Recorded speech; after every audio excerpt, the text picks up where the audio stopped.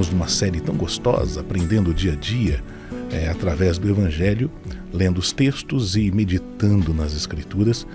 E a gente entra agora em Marcos, capítulo de número 9, dos versos 13 ao 29. Vamos lá, vamos ler juntos, vamos ouvir o testemunho das Escrituras e nos inspirar hoje pela manhã. Diz assim a palavra de Deus. Vou ler aqui o texto 13, que é o de ligação do assunto anterior para o próximo, tá bom? Eu, porém, vos digo, diz assim, vamos lá. Eu, porém, vos digo que Elias já veio e fizeram com ele tudo o que quiseram, como a seu respeito está escrito. Jesus aqui estava falando com os discípulos, dizendo que João Batista já havia se manifestado e fizeram com ele tudo o que quiseram fazer. E da mesma forma, de maneira semelhante, o Filho do Homem também viria. E ele sofreria e seria humilhado, seria ferido, seria aviltado. E a gente entra depois no versículo 14. Se você quiser entender um pouquinho mais disso, é só você voltar um vídeo anterior e procurar aí, através dos nossos canais, entrar lá e estar acompanhando com a gente, tá bom? Então a gente entra agora no versículo 14 e vai do 14 até o 29, que diz assim: Quando eles se aproximaram dos discípulos, então veja, Jesus estava descendo o monte da transfiguração, ele estava conversando com os discípulos nessa descida do monte, ele havia se transfigurado diante de Pedro, Tiago e João. 9 outros discípulos ficaram aos pés do monte. Esse monte ficava ali perto de Cesareia de Filipe, falamos um pouquinho sobre isso. Cesareia de Filipe foi uma cidade construída pelo Herodes Filipos, pai, a fim de trazer honra ao imperador César. Foi nessa cidade de Cesareia também que tem um texto.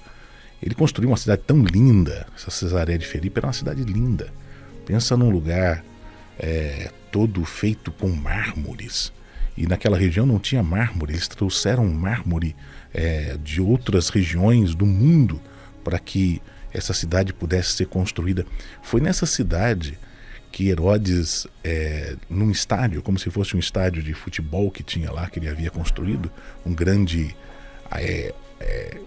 ginásio, um lugar grande, e ele se vestiu com uma roupa de general, uma roupa, ele era rei, né?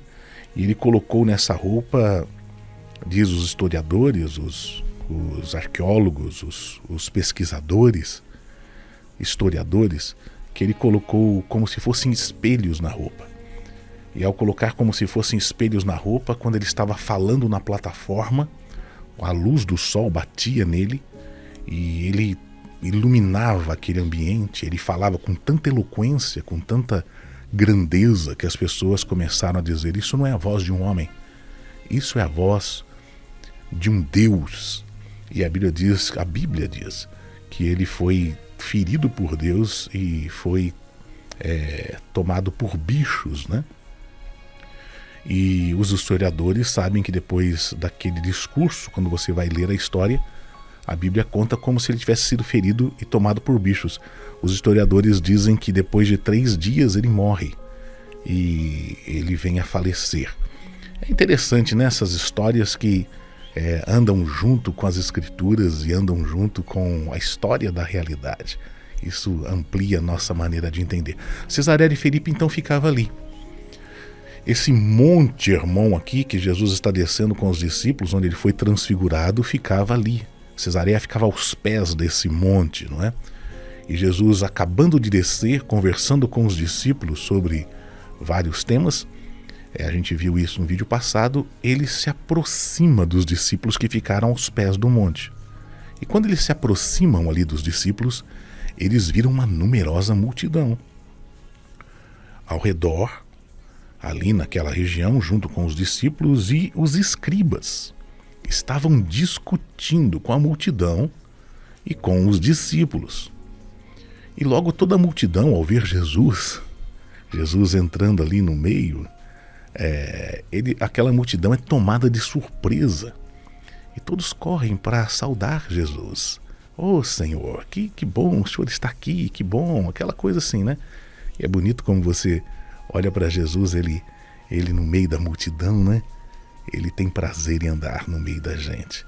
Então, ele ouve os religiosos naquela discussão com os discípulos e ele interpela os escribas, ele diz: o que é que vocês estão discutindo com eles? Qual é o assunto aí? Por que está dando esse barraco? Qual é a conversa aí, né? E de repente, do meio da multidão, dentre a multidão, esse levanta a voz e diz: mestre, o que está acontecendo é que eu te trouxe o meu filho. Meu filho está possesso de um espírito mudo. E esse espírito, onde quer que entra no meu filho, o apanha, onde ele estiver. Esse espírito lança-o por terra.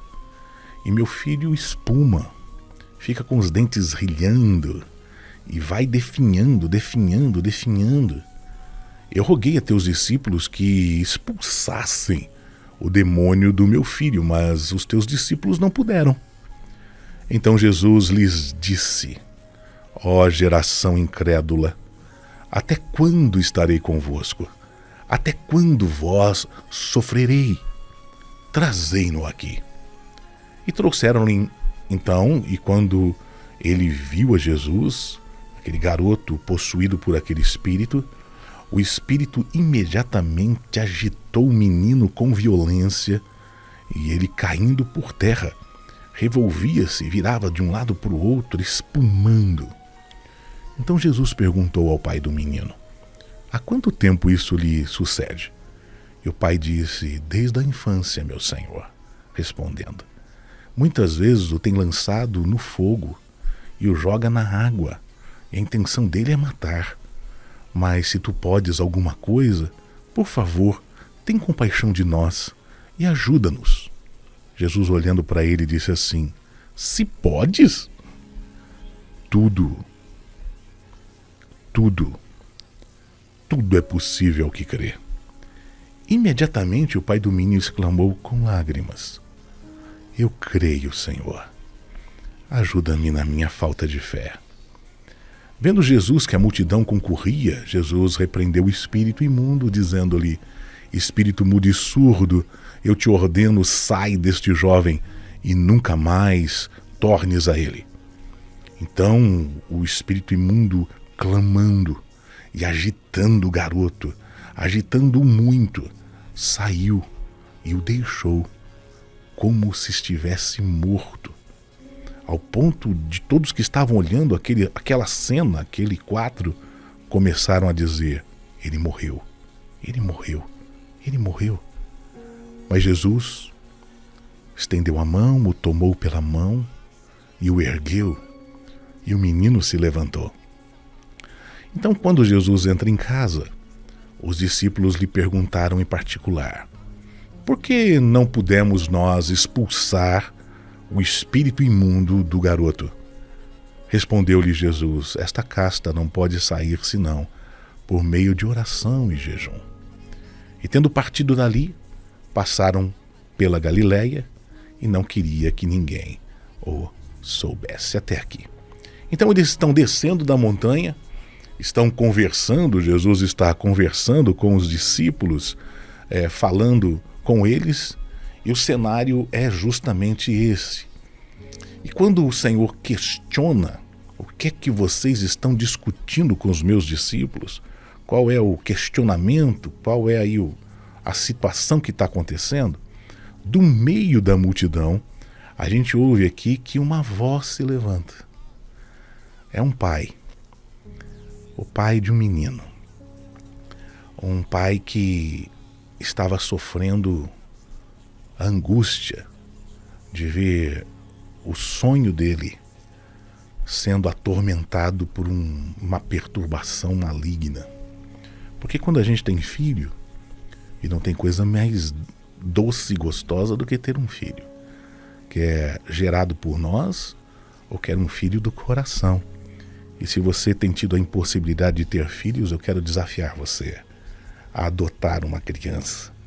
Vai lá, adota uma criança e você vai ver que você vai gerá-la no seu coração e o amor vai ser tão intenso e tão poderoso que você nem vai perceber que ele é adotado. Você vai tê-lo como teu para sempre.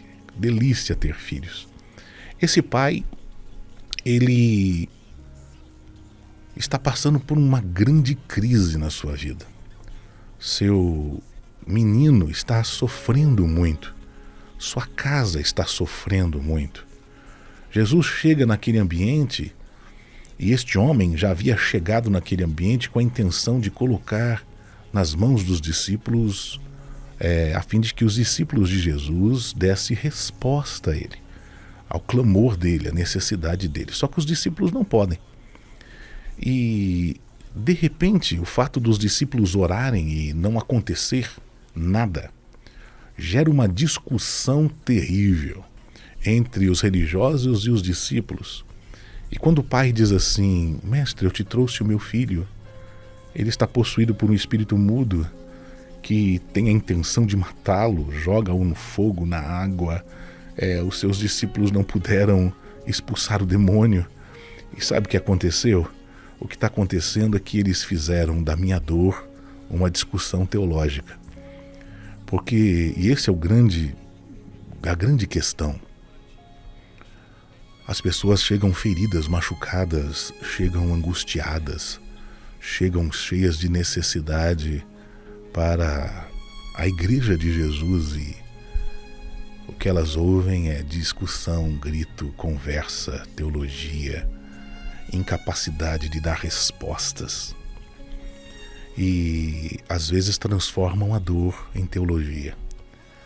Às vezes transformam a dor em conversa, em temas teológicos. Dizem, é porque falta fé. É porque vocês não fizeram isso, não fizeram aquilo, não fizeram aquele outro. É porque vocês estão em pecado. É por causa disso, por causa daquilo, por causa daquele outro, e não conseguem trazer respostas de verdade. Respostas que trazem solução. Respostas que trazem vida. Respostas que trazem a libertação para a alma, para o coração de um pai, de uma mãe, de um menino, de uma menina, de um outro ser humano que está tão necessitado. O homem está trazendo para o ambiente onde ele acreditava que Jesus estava. Jesus estava em cima do monte, transfigurando-se com Pedro, Tiago e João. Ele desce e ele entra no ambiente onde o homem estava crendo. Ele chegou ali com fé. Ninguém vai trazer o filho para Jesus curar se não tivesse fé. Talvez a discussão que eles estavam tendo ali falta fé. Já viu essas conversas em igreja? Falta fé, você não tem fé, porque falta ali fé, por isso você está com câncer. Você está passando essa luta aí porque você está em pecado. Conversa mole e furada. Aí Jesus ouve o clamor do pai que está dizendo: esse espírito está definhando, matando, comendo meu filho por dentro, jogando ele no fogo, na água, e os teus discípulos não conseguem expeli-lo, e não podem. E Jesus diz: geração incrédula, até quando estarei convosco? Até quando vós sofrereis? É bem um desabafo de Deus, dizendo: vocês não compreendem quem eu sou e quem vocês são. Porque se vocês soubessem com quem vocês têm andado e vocês entendessem quem eu sou, vocês não passariam por esse nível de sofrimento. Trazei o garoto aqui. Quando trazem o garoto até Jesus, aquele espírito o agita de maneira violenta, o jogando por terra e espumando. Jesus faz algo que eu acho muito legal. Jesus pergunta: há quanto tempo isso sucede? Porque é como se Jesus estivesse dizendo assim: eu quero ver aonde nasceu isso. Onde foi que iniciou um processo na vida desse garoto que fez com que espíritos visitassem, entrassem, marcassem, subjugassem, dominassem a vida deste menino ao ponto de calá-lo, de deixá-lo mudo, de deixá-lo impossibilitado de se expressar. Veja, era um espírito violento. Existem algumas violências que algumas pessoas sofrem que trazem marcas tão poderosas na alma, no coração, que junto com aquela violência vem junto um espírito de domínio e de escravidão que faz com que esse espírito cole na alma e produza um entulhamento na pessoa ao ponto dela ficar muda. Aqui é caso que é um caso de um problema de mudez mesmo. A pessoa está muda de não poder falar. Mas você já sofreu violência em alguns ambientes que te oprimiram tanto ao ponto de tirar de você a voz? De remover de você o grito do socorro? Eu conheço pessoas que foram violentadas, crianças, que sofreram abusos físicos, que passaram a carregar dentro delas um grito, mas que não conseguem expô-lo. E daí entram em depressão, entram em angústias. Jesus pergunta: onde é que começou isso? E o pai diz: desde a infância. Muitas vezes o tem lançado no fogo, na água, para o matar. Se o Senhor pode alguma coisa, tem compaixão de nós e ajuda-nos. Veja o desespero da alma deste homem.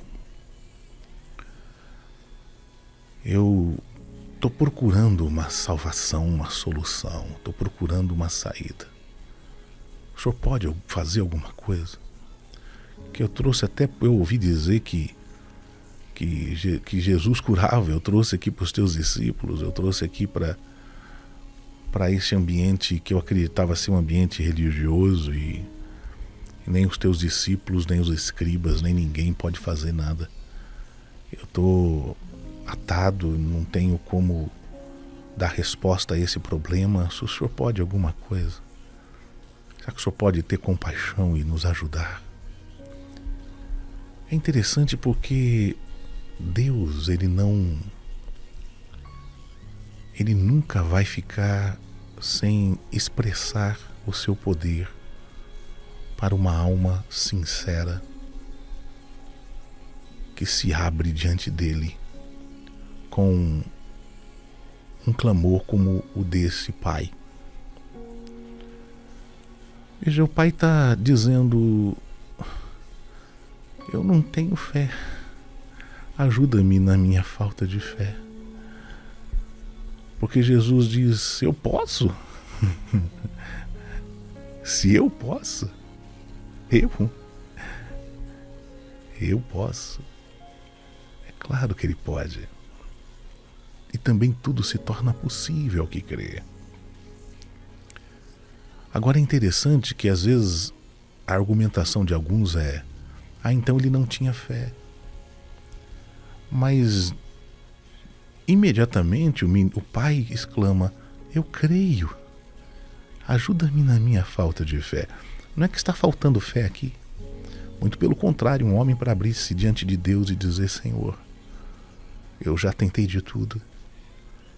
Um homem para chegar com essa sinceridade diante de Deus e dizer: tem compaixão e me ajuda. Um homem para dizer: eu estou te buscando, para que essa situação seja resolvida na minha vida, na minha casa, na minha família. Eu cheguei desesperado, estou me abrindo. Por favor, o senhor pode resolver isso? Gente, quando a gente chega quebrantado diante de Deus, Deus não deixa de nos responder.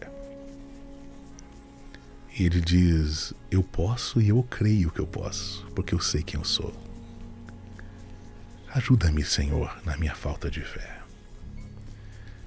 A multidão estava ali, todos estavam olhando naquela expectativa do que ia acontecer. E Jesus levanta a voz e diz: espírito mudo e surdo, eu estou te ordenando, sai deste jovem e nunca mais tornes a ele. O espírito agita o garoto, que sai do menino, todo mundo pensa que ele morreu.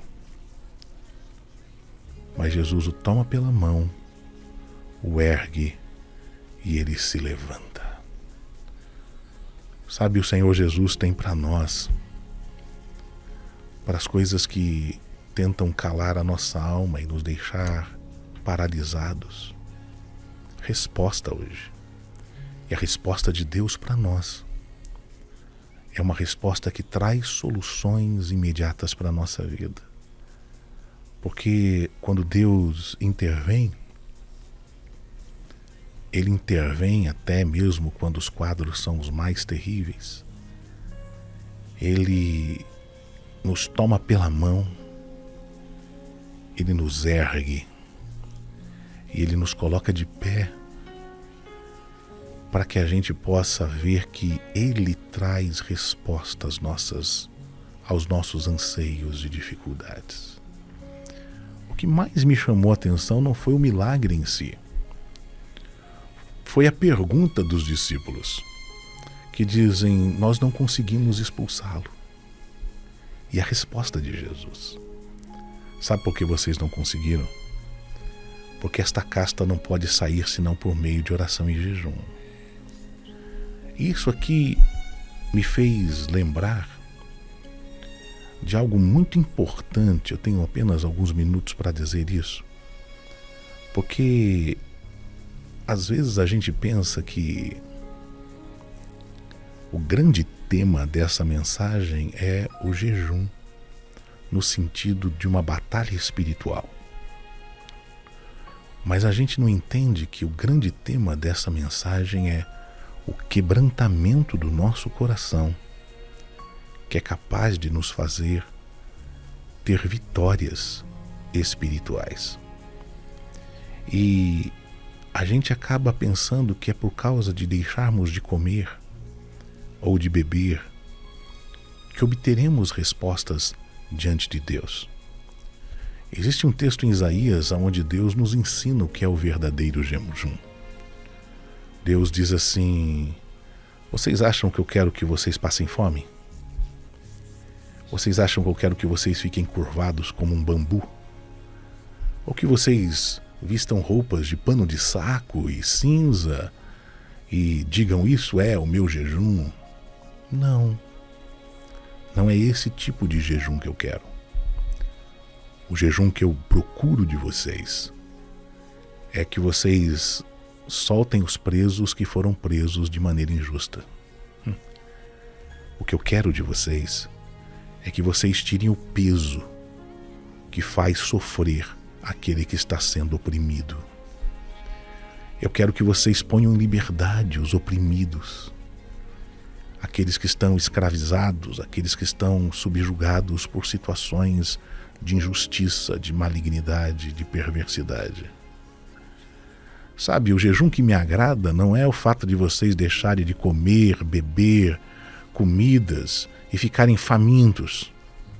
O que eu quero é que vocês acolham os pobres, os desabrigados, deem vestes para aqueles que passam frio, aqueles que não têm, e que vocês não deixem de socorrer aqueles que estão necessitados. Porque se vocês fizerem assim, se ao invés de vocês ficarem aí batendo no peito e pensando que as suas ofertas e os seus sacrifícios serão capazes de produzir algo, mas se vocês forem capazes de vestir-se de quebrantamento e atuarem desta forma, sabe o que vai acontecer com vocês? A luz de vocês vai brilhar como o sol e vocês ficarão curados. Deus e a presença de Deus vai estar com vocês e vocês serão protegidos de todos os lados. E quando vocês orarem, Deus vai dizer: eis-me aqui. Senhor, por que a gente orou e o demônio não saiu? Senhor, por que a gente fez as orações e usamos até o teu nome e aquela coisa ficou incrustada ali e não saiu? Pensa comigo, Jesus chegou e o ambiente não era um ambiente de quebrantamento. O ambiente era um ambiente de discussão, de gritaria, de disputa. Tinha gente lá disputando quem era o mais poderoso. Eram os escribas dizendo: vocês não têm poder. Eram os da igreja dizendo: não, há poder sim. Você sabe que todas as vezes que a gente não se quebranta, porque esse é o papel do jejum. Os demônios, eles são forças espirituais que atuam nas regiões celestiais, mas não adianta nada você ficar gritando pro espaço e entrando em dimensões de repreensões no espaço, se você não é capaz de quebrantar-se, se você não tem a habilidade de dizer: eu quero abrir mão da injustiça. Eu dou um exemplo muito clássico, eu digo assim: a pessoa muitas vezes está com uma temática de tentação na área moral na cabeça, né, sexual. Daí ela começa a dizer: isso é um espírito de prostituição. E ela começa a repreender, e vai jejuar, e fica com essa temática na cabeça. Ah, é o demônio que está lá na irmã, a irmã que veste essa roupa, o irmão que veste essa roupa, e está lá com a mente fixa nessa coisa. Parece que aumenta o problema. Agora, quando o sujeito, a sujeita, o crente, ele simplesmente se quebranta e ele entende que ele não tem que tocar na mulher do outro, nem no homem do outro, e que ele tem que simplesmente desligar o aparelho celular ou o botão da internet com o dedinho, e ele não tem que se expor à pornografia.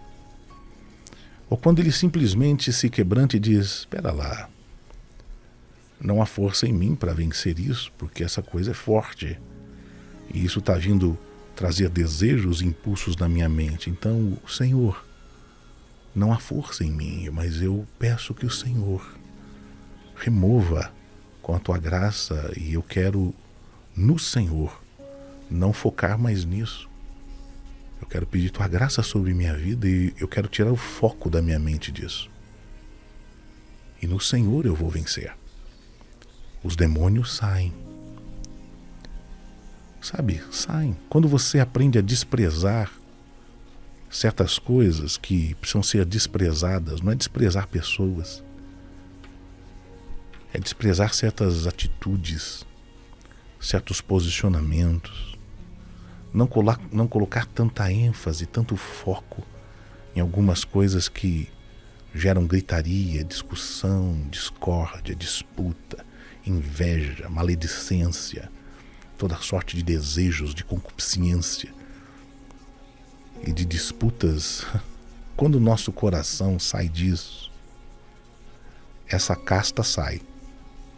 E quando a gente olha para o próximo e vê a dor do outro, e com o coração puro e quebrantado, ministra, não há demônio que fique diante do poder que opera através da nossa vida, porque Deus responde a um homem e uma mulher quebrantado. É isso que está dizendo lá Isaías 58.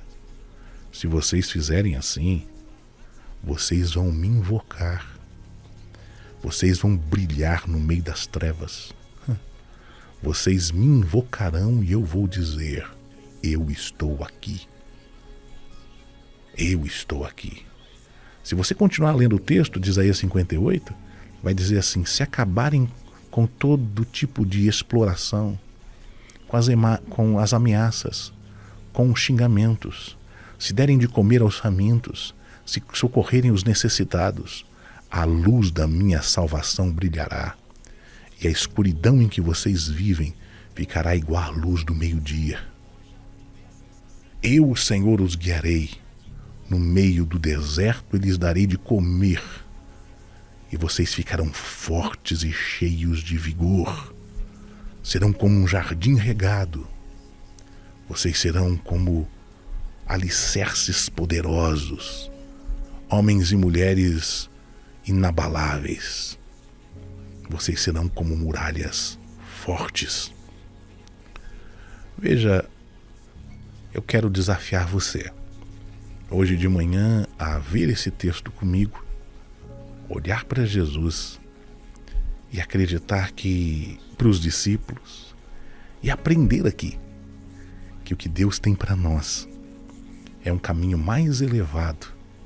Primeiro, que Ele tem resposta para aquele que clama, e essa resposta não se encontra em compêndios ou discussões teológicas. Essa resposta se encontra no amor que Deus tem por você, e Ele te dará a resposta hoje. Mas que Ele também tem para os discípulos uma direção, e a direção é esta: andem quebrantados, andem com o coração quebrantado. Tenham a vida de vocês quebrantadas na minha presença. Fazendo assim, a minha luz brilhará através de vocês, e os meus milagres vão segui-los e acompanhá-los. Deixa eu orar por você, Pai. Obrigado por essa porção das Escrituras que temos meditado hoje pela manhã. Que o Teu Espírito que nos ensina possa quebrantar os nossos corações.